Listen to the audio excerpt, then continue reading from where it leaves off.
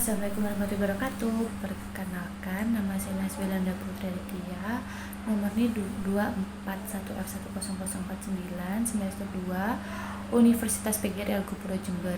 Di sini saya akan mereview mengenai materi yang telah disampaikan oleh Bunda Sugiyartati pada semester 2. Di sini saya mengambil materi permasalahan sosial. Sebelumnya saya akan menjelaskan mengenai permasalahan sosial. Masalah sosial merupakan masalah yang timbul akibat dari interaksi sosial antara individu dengan kelompok, atau juga kelompok dengan kelompok. Masalah sosial memiliki beberapa karakter, antara lain: yang pertama, kondisi yang dirasakan banyak orang. Suatu masalah dapat disebut sebagai masalah sosial jika kondisinya dirasakan oleh banyak orang, namun tidak ada batasan mengenai berapa jumlah yang harus merasakan masalah tersebut. Jika suatu masalah mendapatkan perhatian dari beberapa orang, maka masalah tersebut merupakan masalah sosial. Yang kedua, kondisi yang dinilai tidak menyenangkan menurut paham hedonisme. Orang cenderung mengulang sesuatu yang menyenangkan dan menghindari sesuatu yang tidak menegangkan. Orang senantiasa menghindari masalah karena masalah selalu tidak menyenangkan. Penilaian masyarakat sangat menentukan suatu masalah dapat dikatakan sebagai permasalahan sosial. Yang ketiga yaitu kondisi yang menuntut pemecahan. Suatu kondisi yang tidak menyenangkan senantiasa menuntut pemecahan. Umumnya, suatu kondisi dianggap perlu dipecahkan jika masyarakat menganggap masalah tersebut perlu dipecahkan. Yang keempat yaitu pemecahan masalah tersebut harus diselesaikan melalui aksi secara kolektif, yaitu masalah sosial berbeda dengan masalah individual. Masalah individual dapat diatasi secara individual, tetapi masalah sosial hanya dapat diatasi melalui rekayasa sosial seperti aksi sosial, kebijakan sosial, atau perencanaan sosial. Karena penyebab dan akibat bersifat multimedisosial dan menyangkut banyak orang. Manusia itu dilahirkan sebagai makhluk hidup individu. Selain itu, manusia disebut juga sebagai makhluk sosial, di mana manusia tidak akan lepas dari pengaruh lingkungannya. Manusia memiliki kebutuhan dan kemampuan serta kebiasaan untuk berkomunikasi dan berinteraksi dengan manusia lain, atau juga disebut dengan interaksi sosial. Interaksi sosial merupakan pondasi dari hubungan yang berupa tindakan yang berdasarkan norma dan nilai sosial, berlaku dan diterapkan dalam masyarakat. Dengan adanya nilai dan norma yang berlaku, interaksi sosial itu sendiri tanpa berlangsung dengan kelompok sosial. Sosiologi terutama menelaah gejala-gejala yang wajar dalam masyarakat, seperti norma-norma, kelompok sosial, lapisan masyarakat, lembaga masyarakat, serta proses sosial. Tidak semua gejala tersebut berlangsung secara normal, sebagaimana dikehendaki masyarakat bersangkutan. Gejala-gejala yang tidak dikehendaki merupakan gejala abnormal. Baik, di sini saya akan menjelaskan lebih dalam mengenai permasalahan sosial. Yang pertama, mengenai dasar hukum untuk anak bermasalah sosial. Disebutkan dalam pasal 2 bab 2 Undang-Undang Dasar Negara Republik Indonesia nomor 4 tahun 1979. Pada ayat 1 dijelaskan mengenai tentang kesejahteraan anak. Pada ayat 1 menyatakan bahwa anak berhak atas kesejahteraan, perawatan, asuhan, dan bimbingan berdasarkan kasih sayang, baik dalam keluarganya maupun dalam asuhan khusus, untuk tumbuh dan berkembang dengan wajar. Pada ayat 2 menyatakan bahwa anak berhak atas pelayanan untuk mengembangkan kemajuan dan kehidupan sosialnya sesuai dengan kebudayaan dan kepribadian bangsa, untuk menjadi warga negara yang baik dan berguna. Sumber permasalahan sosial itu dapat terjadi dari mana aja. Yang pertama itu dari masa remaja, masa di mana seseorang individu mengalami peralihan dari satu tahap ke tahap berikutnya dan mengalami perubahan baik emosi, tubuh, minat, pola perilaku, dan juga penuh dengan masalah-masalah lainnya. Yang kedua itu adanya tangki cinta yang kosong. Yang ketiga itu haus kasih sayang dari orang tua, orang terdekat, seperti itu. Yang keempat itu syariat Islam dilanggar, seperti melawan Allah dan melawan diri sendiri serta melawan orang tua. Pencetus dari permasalahan sosial yaitu dapat dari faktor gen orang tua, lingkungan, sekolah, dan masyarakat luas. Orang tua. Orang tua itu misalnya orang tuanya diktator, otoriter, dan tidak peduli terhadap anak tersebut. Kalau teman sebaya itu adanya circle pertemanan, yaitu faktor penari permasalahan sosial. Yang ketiga itu dapat juga adanya pergeseran budaya. Dahulu orang yang berdua-duaan dianggap sebagai orang yang tidak memiliki rasa malu, apalagi sampai berpelukan dan berciuman, sangat ditentang oleh masyarakat sekitar. Permasalahan sosial juga berdampak pada menurunnya prestasi sekolah dan tidak fokus karena kasmaran atau putus sekolah karena terlalu fokus dengan cinta-cinta itu. Yang selanjutnya itu mental tidak sehat. Yang ketiga, meningkatnya kemiskinan. Keempat itu dapat menimbulkan bunuh diri karena patah hati. Menurut saya, dapat dilakukan beberapa hal seperti menundukkan pandangan untuk memelihara penglihatan daripada melihat perkara yang haram, merangsang hawa nafsu, dan mengundang diri kepada zina. Selanjutnya itu kita juga dapat menjaga aurat. Menjaga aurat adalah cara seseorang memuliakan dirinya sendiri dan menghormati orang lain ketika berinteraksi dengan lawan jenis. Dan dijelaskan dalam surat An-Nur ayat 31 dijelaskan, dan janganlah mereka memperlihatkan perhiasan tubuh mereka kecuali yang zahir daripadanya. Dan juga dijelaskan pada surat Al-Hikmah ayat 27, yaitu bahwa mereka menutup belahan leher bajunya dengan tudung kepala mereka. Remaja atau orang dewasa yang memiliki kesadaran membentengi diri dari memperdalam ilmu agama, mengikuti kegiatan atau organisasi yang bermanfaat.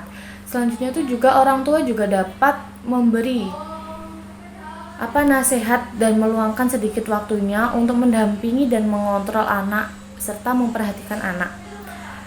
Selanjutnya itu juga dari pemuka agama, yaitu mengadakan kegiatan-kegiatan yang dapat meningkatkan keimanan dan ketakwaan pada Allah, serta menerapkan peraturan berbusana dan berperilaku sesuai norma agama dan memberikan sanksi jika ada pelanggaran. Fenomena sosial kehidupan masyarakat yang berdampak pada permasalahan sosial itu ada banyak, tetapi di sini saya akan menjelaskan mengenai fenomena sosial terlebih dahulu. Kata fenomena dalam bahasa Yunani itu yang berasal dari kata painomena yang berarti yaitu terlihat. Fenomena bisa diartikan sebagai fakta sosial dalam kehidupan masyarakat yang dilakukan lantaran adanya bentuk-bentuk perubahan sosial yang diakibatkan tindakan masyarakat itu sendiri. Dampaknya yaitu dapat memicu permasalahan sosial bernuansa dualitas warna kehidupan pada keberlangsungan hidup yang akan datang. Fenomena dalam Kamus Besar Bahasa Indonesia yaitu memiliki arti sebuah kejadian nyata yang secara langsung dapat dilihat melalui panca indera yang terjadi pada lingkup daerah, kota, bahkan seluruh dunia dan dapat dijelaskan dalam penelitian yang bersifat ilmiah. Menurut Suerjono Soekarto menjelaskan bahwa fenomena sosial yaitu suatu ketidaksesuaian antara unsur-unsur kebudayaan atau masyarakat yang membahayakan kelompok sosial. Fenomena sosial dapat dikategorikan sebagai masalah sosial jika termasuk suatu masalah. Masalah yang memberikan dampak negatif terjadi berulang dan bisa menyebar sangat mudah. Faktor dan macam fenomena itu terdiri dari beberapa, misal fenomena sosial ekonomi, fenomena sosial budaya, fenomena sosial biologis, fenomena lingkungan sosial alam, dan fenomena sosial biologis. Di sini saya akan menjelaskan mengenai fenomena sosial ekonomi. Fenomena sosial ekonomi dilatar belakangi oleh kondisi sosial ekonomi, dikarenakan perekonomian yaitu suatu hal yang krusial dalam kehidupan sehari-hari. Misalnya banyak atau tingginya angka pengangguran, fenomena PHK di masa pandemik, dan fenomena kemiskinan yang terus meningkat dari tahun ke tahun. Fenomena sosial budaya. Fenomena budaya ini terjadi karena adanya perbedaan budaya yang saling bertabrakan ataupun karena adanya perselisihan terkait produk budaya. Contohnya yaitu perselisihan tentang pengakuan budaya Reok Ponorogo maupun wayang kulit oleh negara Malaysia. Dan sebagai insan yang berbudaya, kita harus mempertahankan hak-hak hasil cipta.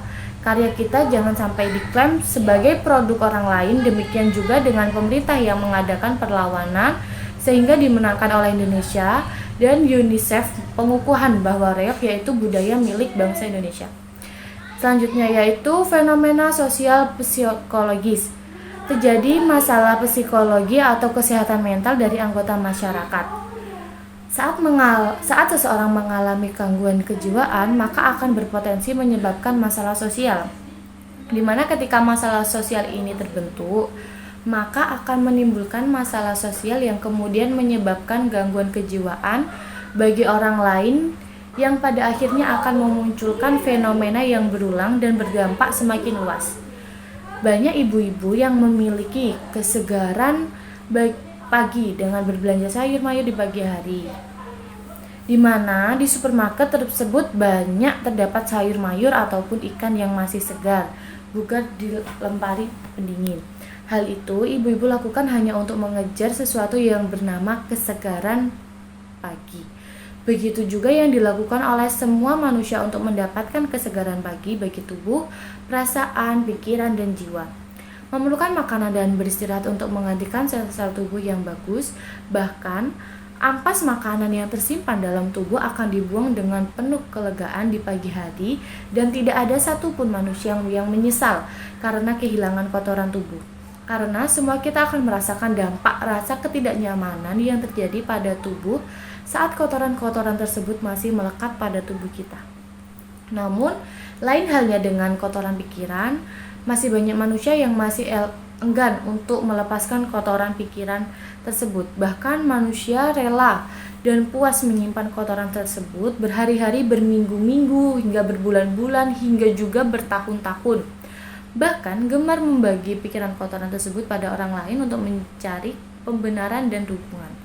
Sebagaimana kotoran usus yang akan berdampak pada sakitnya tubuh, maka kotoran hati ini juga akan berdampak pada kotoran jiwa dan menyebabkan penyakit bagi tubuh. Kita merasa tidak nyaman dengan menyimpan kotoran tubuh tersebut, tapi kita tidak bisa bagaimana cara melepaskan kotoran tersebut, dikarenakan sejak kecil kita selalu dipaksakan untuk menyimpan kotoran emosi dalam pikiran tersebut.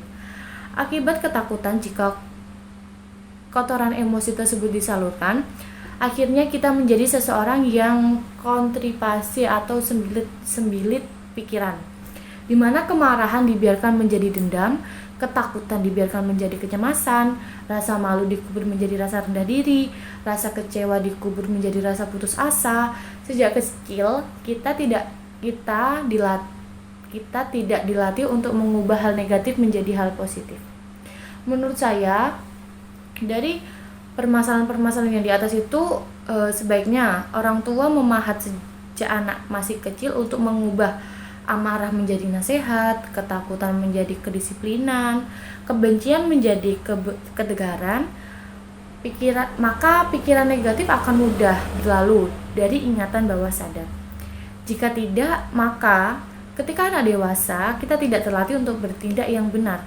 Kemarahan tersalurkan menjadi tindakan merusak, ketakutan dan kecemasan menjadi isolasi dan rendah diri. Rendah diri menjadi kebencian pada lingkungan. Manfaat membuang kotoran pikiran, tubuh dan jiwa segar dan juga bahagia, karena amplas pikiran akan menjadi benih penyakit mental. Manusia normal itu mampu membuang kotoran tubuh dan pikiran yang merusak jiwa setiap hari. Musnahkan segala kotoran pikiran agar kita menjadi pribadi yang dirindukan.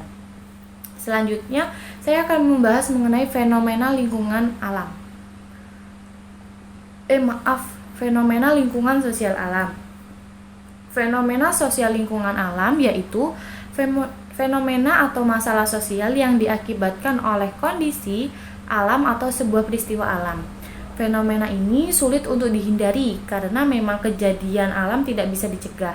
Manusia umumnya hanya bisa meminimalkan dampaknya. Misalnya pada fenomena erupsi gunung berapi di suatu daerah di Indonesia. Dampak LGBT. BMKB biasanya akan diketahui mengenai risiko terjadinya erupsi sehingga bisa memberikan informasi bagi masyarakat untuk mengungsi. Selanjutnya saya akan menjelaskan mengenai fenomena sosial biologis. Fenomena sosial biologis merupakan fenomena sosial yang terjadi dikarenakan faktor biologi.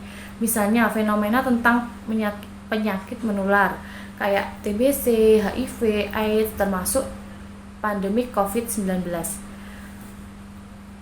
Contoh fenomena sosial yang pertama itu ada mudik, kriminalitas, kenakalan remaja, kepadatan penduduk, hingga kemiskinan.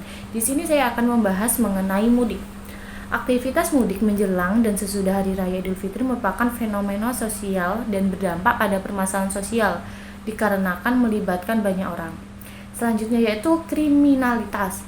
Kriminalitas atau tindak kejahatan yang terjadi dalam jumlah yang tinggi akan masuk ke dalam fenomena sosial. Umumnya, kriminalitas sangat tinggi terjadi di kota besar karena berawal dari masalah ekonomi, misal dapat mencuri, menjamret, hingga merampok. Selanjutnya yaitu kenakalan remaja. Kenakalan remaja yang terjadi dalam bentuk beragam dan terjadi juga di banyak wilayah di Indonesia, baik perkotaan ataupun perdesaan. Selanjutnya yaitu kepadatan penduduk. Adanya banyak pendatang di kota besar. Kepadatan penduduk di suatu wilayah bisa menyebabkan banyak masalah, mulai dari krisis air, krisis lapangan pekerjaan, krisis lahan untuk pemukiman, dan lain-lain. Selanjutnya yaitu kemiskinan. Faktor yang menjadi penyebabnya misalnya yaitu rendahnya tingkat pendidikan, sehingga banyak yang memperoleh gaji yang rendah. Keluarga mereka pun kemudian jatuh dalam lingkaran setan kemiskinan yang diwariskan turun-temurun. Solusi dari segala permasalahan tersebut yaitu dapat kita bahagia.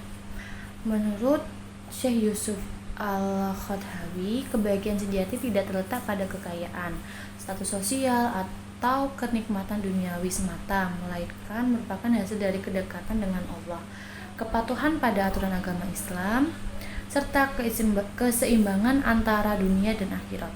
Sepanjang hidupnya, manusia mendambakan kebahagiaan dengan bekerja keras untuk memenuhi semua hal yang bersifat materi. Banyak orang yang mencapai hal yang bersifat materi seperti perabotan, jabatan, karir, prestasi, makanan, pakaian, dan lain-lain. Bahkan porsi yang berlebihan tidak bahagia melainkan depresi. Tak cukup satu hari cerah untuk menciptakan musim, karena tak cukup satu hari yang singkat membuat manusia bahagia. Kebahagiaan itu suatu tujuan akhir manusia. Kebahagiaan dapat dicapai dengan perjalanan panjang dan holistik dalam diri dan tidak bisa dicapai dengan cara yang instan. Cara yang instan itu misal korupsi, mendengar musik, bercinta, atau meraih jabatan. Manusia yang bahagia adalah manusia yang sepanjang hidupnya melaluinya dengan kebaikan. Manusia yang bahagia yaitu manusia yang selalu bahagia dengan apapun yang terjadi. Kesenangan-kesenangan yang muncul dari misal uang, makanan, seks, atau hiburan untuk mencapai suatu kebahagiaan.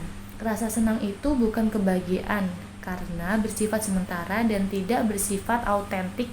Perasaan yang positif senang yang muncul hanya dengan memotong jalan dan tidak melalui upaya-upaya penempatan karakter akan membawa kepalsuan, depresi, dan kegelisahan yang menggerogoti hingga mati. Bahagia autentik itu kondisi yang akan terwujud bila manusia melakukan kebahagiaan, welas asih, cinta, dan kesukacitaan, sikap positif pada diri sendiri hingga bersikap baik dan membantu pada orang lain. Dalam surat Al-Baqarah ayat 3 hingga 5 dijelaskan bahwa orang yang mencapai keberuntungan yaitu orang yang beriman kepada Allah Subhanahu wa taala, mendirikan sholat, bersedekah, beriman pada kitab-kitab yang telah diturunkan kepadamu dan kitab-kitab yang telah diturunkan sebelumnya serta meyakini adanya akhirat. Bahagia itu membawa perasaan yang baik dan membuat seseorang mampu bersosialisasi dengan baik, memiliki kesehatan yang lebih memuaskan, meraih kesuksesan yang lebih besar, serta mampu mengendalikan perilakunya.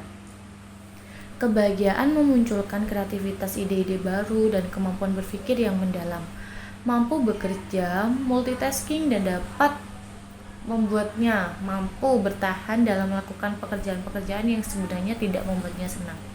Bahagia itu perasaan-perasaan positif pada diri kita. Senang, gembira, riang, sabar, lucu, bangga, hebat, dan banyak lain-lain yang timbul dalam tubuh kita. Tidak bahagia itu yaitu perasaan negatif dalam tubuh seperti sedih, duka, kecewa, sakit hati, dendam, takut, cemas, curiga, dan cemburu. Emosi negatif muncul bersama dengan fenomena yang lain yang lebih besar.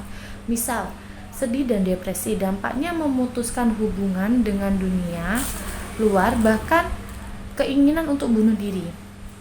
Perasaan takut dan cemas menunjukkan bahwa seseorang merasa terancam sekaligus memunculkan reaksi lari atau bertahan atau mempertahankan diri. Marah menunjukkan adanya sesuatu, misalnya harga diri. Seseorang yang harga dirinya dilanggar oleh orang lain dan mendorong melakukan serangan fisik. Orang yang memukul orang lain tidak menyebabkan dirinya bahagia, namun mendapatkan dirinya semakin marah atau sebaliknya, yaitu menyesal. Manfaat dari emosi positif itu ada beberapa. Yang pertama itu kebahagiaan berkorelasi dengan kesehatan. Seorang dokter menggunakan kekuatan emosi dan pikiran dalam proses terapinya. Beberapa pasien kanker sembuh total, padahal sebelumnya pernah divonis tinggal menunggu saat kematian. Itu bukan hanya sekedar keajaiban, tapi bukti bahwa pikiran dapat masuk sangat dalam untuk melakukan desain pada pikiran kita. Pikiran dapat menghapus kesalahan cetakan tubuh dan menghancurkan penyakit seperti jantung koroner, diabetes yang mengganggu desain tubuh. Sekian review materi dari saya, semoga bermanfaat. Sebelumnya mohon maaf bila ada kesalahan dalam pengucapan hingga belibetan dalam menjelaskan. Baik, sekian, terima kasih. Wassalamualaikum warahmatullahi wabarakatuh.